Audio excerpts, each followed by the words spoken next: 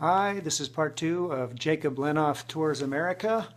Interview with me, Dwier Brown. I'm an actor. I was in Field of Dreams and a bunch of other movies. This part of the interview is mostly going to be about the Thornbirds, which is, I guess, Jacob's mother is a big fan. So, hi, Jacob's mom. The first question is, who was Stuart Cleary? That's the character I played. This is the first movie I did when I moved to Hollywood in the early 80s. Stewie was Maggie Cleary's brother. Maggie Cleary was played by Rachel Ward, and so I got to play her brother. And how did I prepare for Stuart Cleary? Well, what's interesting is, let's see, Thornbirds is a very famous Australian Catholic story that takes place on this big plantation called Drogheda. When I got cast in it, I thought, oh, I have to learn an Australian accent. And back then, I mean, now everybody knows what an Australian accent sounds like, but this was before Crocodile Dundee and all that stuff. And so anyway, I made an effort. I've always liked doing accents, so I found a friend who knew a friend who had an Australian accent, and so we just hung out with each other. And I worked pretty hard and tried to figure out how to do an Australian accent, and I thought I did a pretty good job. But we get to the set, and the director tells me they're not going to use any accents because Rachel Ward is English, and so many of us in the cast were Americans. They just didn't want it to sound funny, so they just let everybody speak with whatever accent they could, or whatever accent they wanted. They naturally had. So that was one of the things I did that was a complete waste of time. There you go. Let's see. The glasses that I wore as Stuart Cleary were my own glasses, so that didn't require any great. I had the kind of English welfare frames, and that worked for the show. So. How was Stewie different from other roles? Well, it was just a huge thing in my career. I had, just done, I did a McDonald's industrial film in Chicago, and I'd done this episode of Chicago Story, and I'd done a student film with Jennifer Jason Leigh, called When the Bow Breaks. That was actually the very first thing I did in Hollywood, but Thornbirds was the first thing that I got paid for and was really a feather in my cap anyway. So in that way it was different. The accent didn't matter. It was very emotional, the scene, the main scene that I auditioned for when after the big fire, and I find my father's dead body in the rubble of so in that way it was different from a lot of roles that I'd done. Where did they film that? Well, they filmed it in Chatsworth, California, which is just a suburb of Los Angeles. Interestingly, this is supposed to take place in Australia, and I was hoping we were going to go shoot there. Of course, that would have been so exciting. And there was a big bone of contention with the Australian fans of the book that how can you shoot the Australian outback in Chatsworth, California? So it was a bone of contention, needless to say. I'll just fast forward 20 years. I got cast in a movie called Rip Girls. It was a Disney movie. It was supposed to take place in Hawaii, which I was very excited about. I didn't realize when I auditioned for it they're going to shoot in Hawaii, but we're making our plans, and it turns out they're not shooting in Hawaii. They're shooting it where else but Australia. So I got to finally go to Australia, even though it wasn't for the famous Australian miniseries, The Thornbirds. So. And of course, this Australia, the coast of Australia was supposed to look like Hawaii. I mean, the story takes place in Hawaii, but we shot it in Australia for union reasons, to be honest about it. But I did get a chance to go to Australia and spent 2 weeks there after the filming was done just to explore, and just loved it. Let's see. Memories from the movie. Well, okay, this was my first big job in Hollywood, so I was so scared about being a part of this, I decided to go to the set a day before I was supposed to shoot, hoping that I could go there and kind of, orient myself and get to know who I was supposed to, I was just trying to make it easier on myself so I didn't have all the pressure of being there on the first day and not knowing. So I went there and drove out to Chatsworth. It's not that far from LA. And the thing that was interesting was, of course, nobody knew who I was. So I arrived there, and I happened to arrive at lunchtime, and so I was kind of embarrassed, and I didn't know what was going on, and I they said, "Oh, just go over to lunch, get a tray and get some food." So I go by the caterer with my little tray, and I get it filled up with food, and then I come out to where all the tables are for people to eat, and they're under shade cloths and under little tents so it's so hot, it's a very hot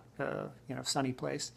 And but I'm kind of embarrassed. I feel like that kid at the in the lunchroom who's new at school there and doesn't know anybody to sit with. And I'm standing with my little tray, thinking, okay, well, who should I sit with? And suddenly from behind me, I hear, "Would you care to sit with me?"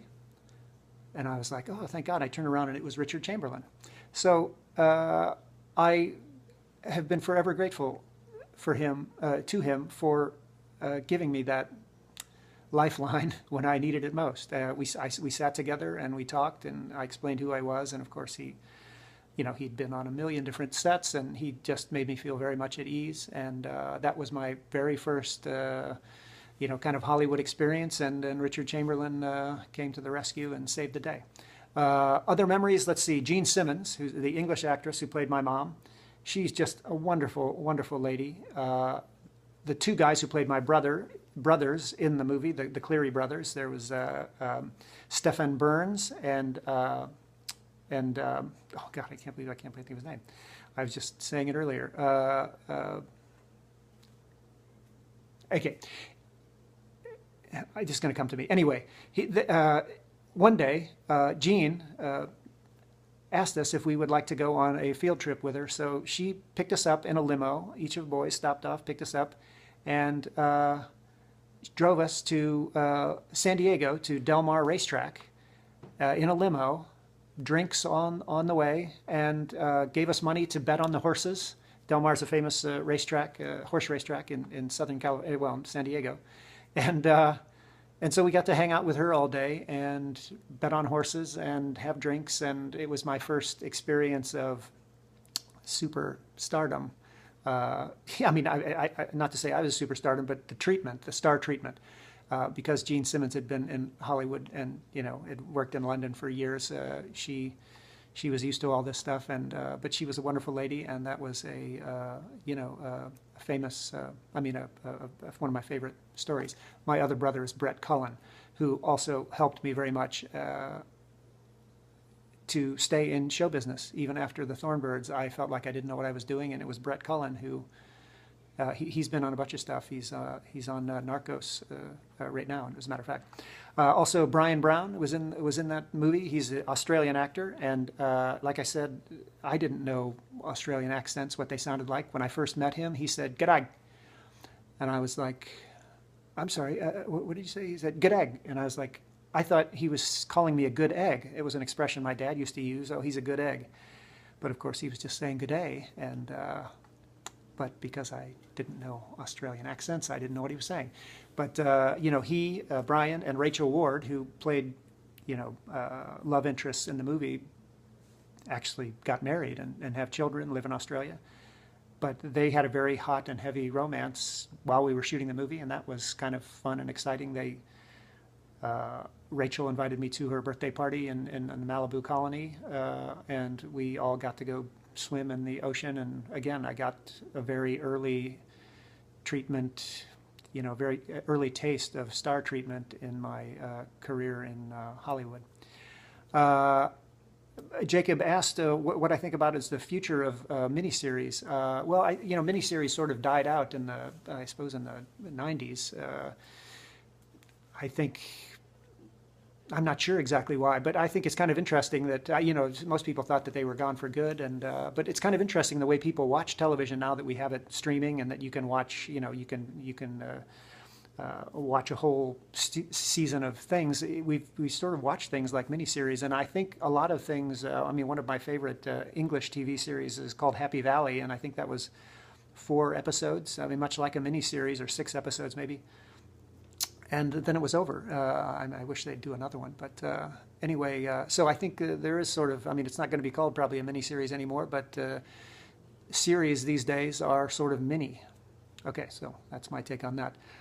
And lastly, Jacob wanted to know if there's any roles I'd like to play that I haven't played. I would tell you that I feel very lucky to have gotten to be in a lot of play a lot of roles that I, couldn't have imagined myself, but got a chance to, including John Kinsella in Field of Dreams. I wish I had done more comedy. I was always a comic actor. I studied serious acting, but I also started out in improv. And I was in a movie called Mom and Dad Save the World, where I'm kind of silly, and a few other things. But I would love at this point in my career to do more in the way of comedy. But who knows? From maybe somebody out there will take this up. All right. Well, I'd like to thank you again all for listening. This is part 2 of interview with Dwier Brown here on Jacob Lenhoff Tours America. Thank you for watching, and thank you. Good to meet you.